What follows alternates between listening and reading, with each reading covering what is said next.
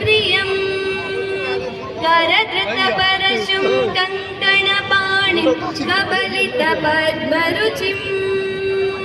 सुरपतिवन्द्यं सुन्दरवक्त्रं सुरचितमणिमकुटं प्रणमत देहं प्रकटितकालं षट्किरीटालमिदं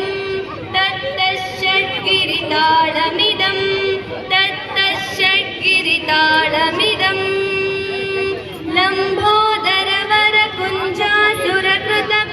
लम्बोदरवरकुञ्जासुरकृतकुङ्कुमवर्णधरं श्वेतसशृङ्गं मोदकहस्तं प्रीतिसफलसफलं नयनत्रयवरनागविभूषितनानागण